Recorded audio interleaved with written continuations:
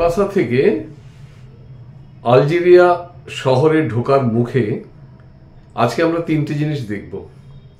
একটা হচ্ছে royal মসোলিয়াম of মাউরিতিয়ানা, অর্থাৎ মাউরিতিয়ানার রাজা দ্বিতীয় যুবা এবং তার স্ত্রী ক্লিওপেট্রা সেলেনা দ্বিতীয়, তার সমাধি বাইরে থেকে দেখব। তারপরে আমরা দেখব আলজেরিয়ার একমাত্র বেসিলিকা নোট্রে-ডেম ডি আলজিয়ার্স, সেটা দেখে আমরা আসব একটা মিউজিয়াম দেখতে, national museum of antiquity and Islamic art. অ্যান্টিকুইটিটা দেখাবো, ইসলামিক আর্টটা পরবর্তী কোনো এপিসোডে দেখাবো। তাহলে আজকে আমাদের দ্রষ্টব্য তিনটে: রয়্যাল মসোলিয়াম অব মাউরিতিয়ানা এবং চার্চ বা বেসিলিকা নোট্রে-ডেম অব আলজিয়ার্স, আর সবশেষে মিউজিয়াম অব অ্যান্টিকুইটি দেখে আজকের এপিসোডটা শেষ করব।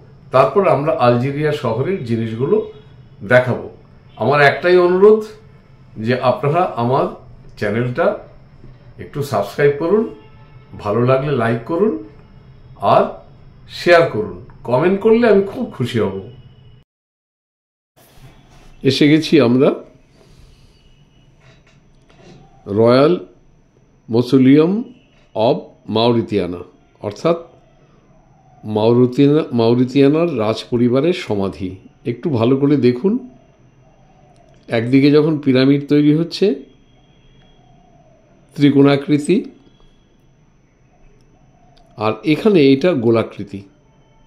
পিরামিডও পাথরে তৈরি আর এটাও পাথরে তৈরি। এখানে নাকি সমাধিস্থ করা আছে রাজা দ্বিতীয় যুবা এবং রানী ক্লিওপেট্রা সেলিনা, তিনিও দ্বিতীয়।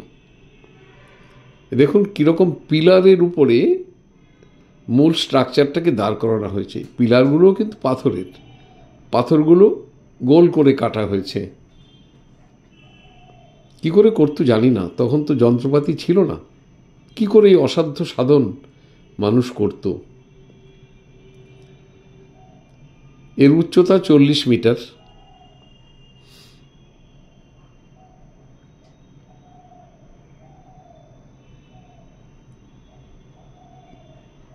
মোটামুটি 60 মিটার উঁচু পাহাড়ের মাথায়, টিলা বলা যায়, এটা তৈরি করা হয়েছে। এখন অনেকটাই ক্ষতিগ্রস্ত।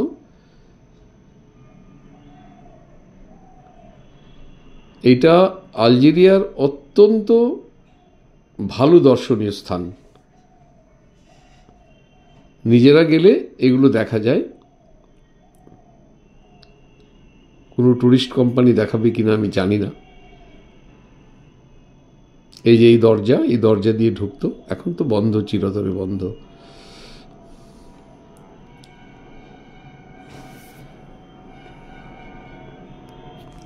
পুরো চেহারাটা তুলে দিলাম ক্যামেরায় যতটা দেখানো সম্ভব।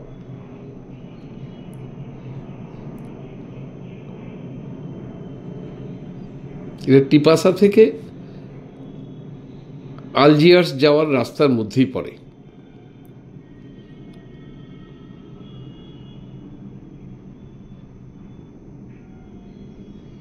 আমি ভাবি হাজার হাজার বছর আগেও মানুষের স্থাপত্য জ্ঞানটা কোন পর্যায়ে পৌঁছেছিল।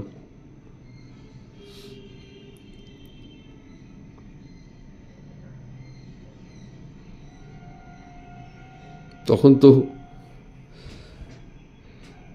আচ্ছা, এইবার এসে গেছি আমরা সেই বিখ্যাত এবং আলজেরিয়ার একমাত্র বেসিলিকা নোট্রে-ডেম।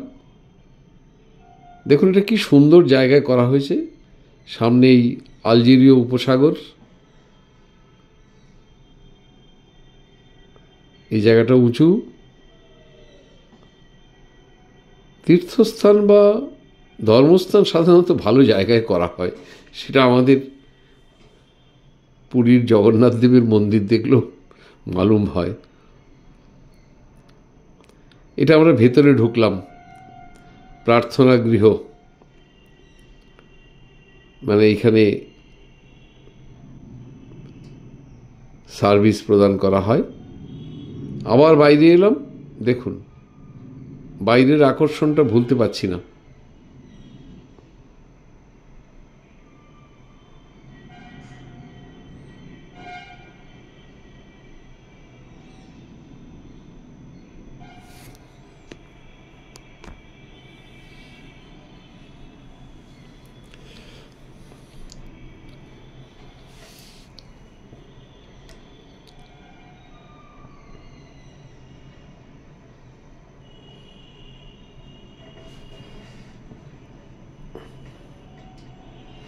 পাশেই আলজেরীয় উপসাগর, যেটা ভূমধ্যসাগরের শাখা। এবার আমরা এসে গেলাম মিউজিয়াম অফ অ্যান্টিকুইটিতে। এটা একটু ভালো করে দেখার জিনিস।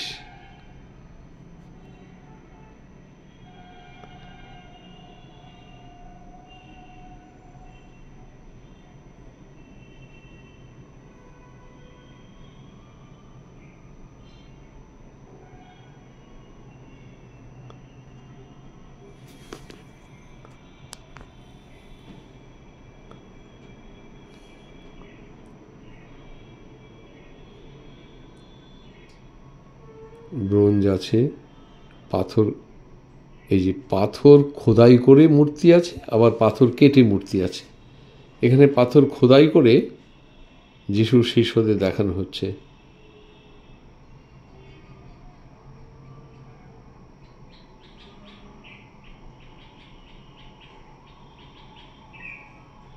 এই যে প্রস্তর লিপি, ল্যাটিন ভাষায় লেখা।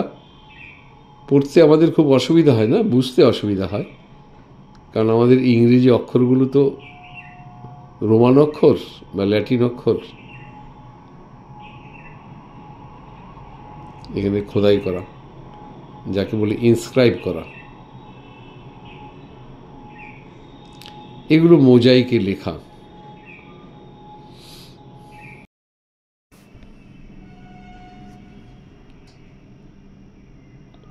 এগুলো সব মোজাইকে তৈরি চিত্র।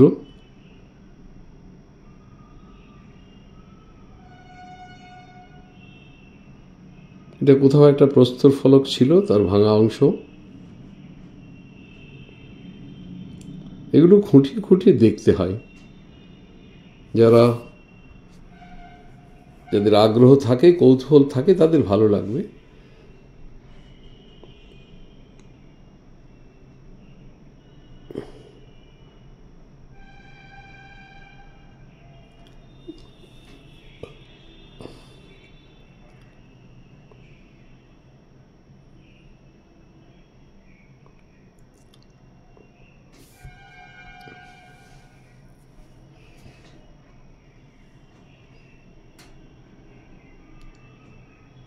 স্তম্ভের বেশ, তার গায়ে লেখা।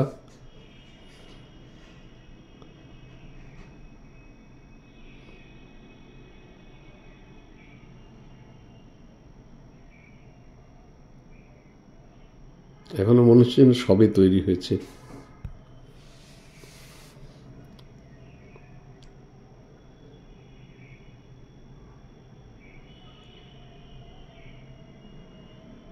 রোমান পৌরাণিক কাহিনীর অনেক চিত্র।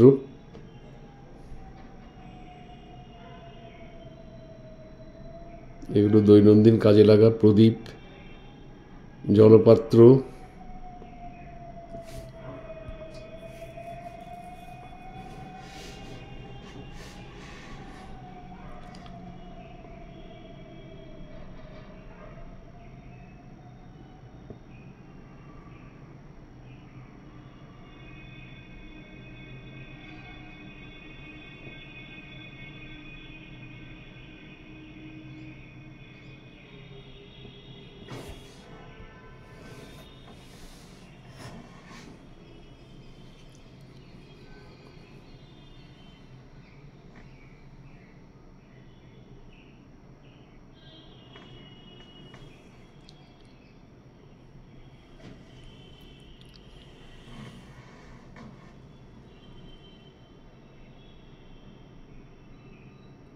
এটা কিন্তু রং দিয়ে আঁকা নয়,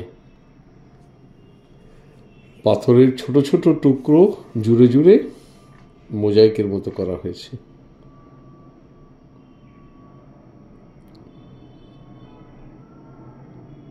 এত বছর আগে কি করে এত সুন্দর পাথরের মূর্তি তৈরি করত?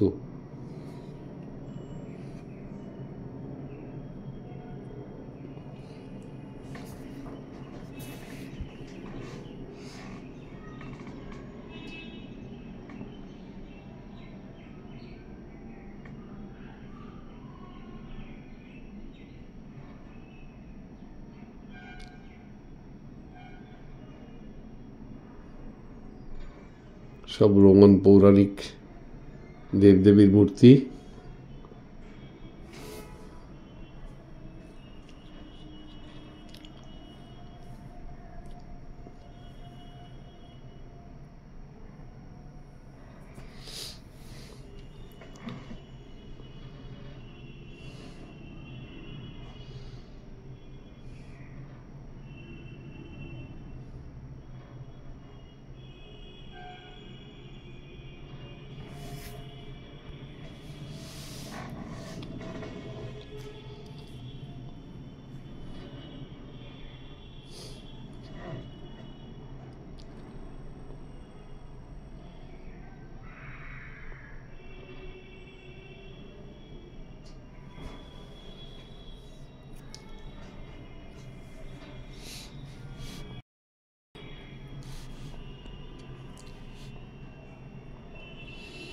আপনারা দেখুন, আমিও দেখি। তবে আমার অনুরোধটা আবার রিপিট করি, আমার চ্যানেলটা সাবস্ক্রাইব করুন, ভালো লাগলে লাইক দিন, শেয়ার করুন, কমেন্ট করুন।